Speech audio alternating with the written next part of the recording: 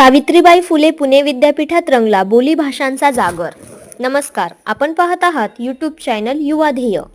पुणे महाराष्ट्र शासनाच्या भाषा पंधरवड्या अंतर्गत भाषा संचालनालय आणि सावित्रीबाई फुले पुणे विद्यापीठाचा मराठी विभाग यांनी संयुक्तपणे आयोजित केलेला बोलींचा जागर हा कार्यक्रम आज विद्यापीठात मोठ्या उत्साहात पार पडला।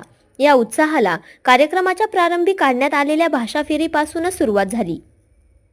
मराठीचा अभिमान, बोली भाषेचा सन्मान, बोली जगवा बोली वाचवा अशा घोषणा देत काढलेल्या या भाषा फेरीत अरुण गीते, संचालक भाषा संचालनालय, भाषा अभ्यासक डॉक्टर केशव देशमुख, मावळ बोलीचे अभ्यासक डॉक्टर मारुती आढळ, डॉक्टर तुकाराम रोंगटे, मराठी विभाग प्रमुख मुकुंद गोरे, वरिष्ठ अनुवादक भाषा संचालनालय, प्राचार्य Umesh Shirsat, doctor Anil Pawal, doctor Amodsiddh Chendke, doctor Sadashiv Shinde, doctor Sumit Salunke इत्यादी मान्यवर सहभागी झाले होते। बोली भाषेचे जतन आणि संवर्धन व्हावे या भूमिकेतून वक्त्यांच्या भाषणाआधी आदिवासी बोलींचा समावेश असलेली आदिवासी नृत्यगीते आणि पटनाट्यांचे विशेष सादरीकरण करण्यात आले। सखाराम गांगड आणि इतर सहकाऱ्यांनी आदिवासी जीवन संस्कृती व भाषेचे दर्शन घडून उपस्थितांची मने जिंकून घेतली। बोलीचा जागर या मुख्य सौदांतिक कार्यक्रमाचे प्रास्ताविक डॉक्टर रोंगटे यांनी केले। त्यावेळी त्यांनी कार्यक्रमाची भूमिका स्पष्ट करून बोली भाषेचे जतन आणि संवर्धन करण्यासाठी नेहमी प्रयत्नशील असल्याचे सांगितले। भाषा संचालक अरुण गीते यांनी आदिवासी कलाकारांचे अभिनंदन करून त्यांच्या कलेचे कौतुक केले। अभिजात कला या व्यासपीठावर होतात, परंतु आदिवासी बोली नृत्य ही आपल्यासाठी अभिमानाची बाब आहे असे त्यांनी म्हटले। तसेच त्यांनी ग्रामीण बोली आणि शहरी बोली यामधील असणारा फरक समजावून सांगितला। प्रमुख मार्गदर्शक डॉक्टर केशव देशमुख यांनी बाजार बोली या दुर्लक्षित विषयावर मार्गदर्शन केले।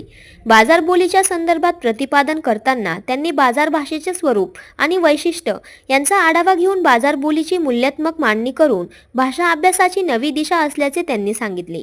बाजारामधील विविध प्रसंगांचे चित्रण आणि संवाद त्यांनी विनोदी शैलीतून सांगून उपस्थितांना संबोधित केले। डॉक्टर मारुती आढळ यांनीही मावळ बोलीच्या संदर्भात विचार व्यक्त केले। मावळ भाषेचे स्वरूप आणि ऐतिहासिक वाटचालीचा आढावा घेत त्यांनी समर्पक उदाहरण देऊन मावळ बोलीची विशेषता सांगितली। कार्यक्रमाचा अध्यक्षीय समारोप डॉक्टर तुकाराम रोंगटे यांनी करत असताना उपस्थितांना बोली भाषेची असणारी उपयोगिता ही भाषिक वृद्धीसाठी किती अपरिहार्य आहे या संबंधीचे मत व्यक्त करून कार्यक्रमाचा समारोप केला आणि उपस्थितांचे आभार व्यक्त केले। स्वर्ग म्हणजे आभाळ नाही तर स्वर्ग म्हणजे निसर्ग। सखाराम गांगड। सखाराम गांगड यांनी आपल्या कलेविषयीचा ऐतिहासिक वारसा सांगत असताना आदिवासी भाषा यांनी संस्कृती याविषयीचे विचार व्यक्त केले। आमच्या वाडवडिलांपासून ही कला आमच्याकडे आलेली आहे। या कलेचे दिल्ली या ठिकाणी राष्ट्रपती यांच्या हस्ते सन्मान झालेला आहे। तीच कला आम्ही जपत आहोत। आमच्या कलेचा आणि भाषेचा सन्मान सरकारने केला, तसेच आम्हाला विद्यापीठात बोलावून आमची भाषा आणि कला यांचा सन्मान केला, याबद्दल आम्हाला मनापासून आनंद वाटतो।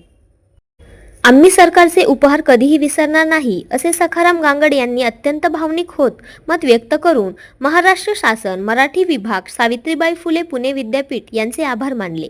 कार्यक्रमाचा अध्यक्षीय समारोप डॉक्टर तुकाराम रोंगटे यांनी करत असताना उपस्थितांना बोली भाषेची असणारी उपयोगिता ही भाषिक वृद्धीसाठी किती अपरिहार्य आहे या संबंधीचे मत व्यक्त करून कार्यक्रमाचा समारोप केला आणि उपस्थितांचे आभार व्यक्त केले। कार्यक्रमाचे सूत्रसंचालन डॉक्टर उमेश शिरसाट यांनी केले। तसेच डॉक्टर सिद्धार्थ लांडे यांनी कार्यक्रमासाठी आलेल्या पाहुण्यांचे तसेच उपस्थितांचे आभार मानले।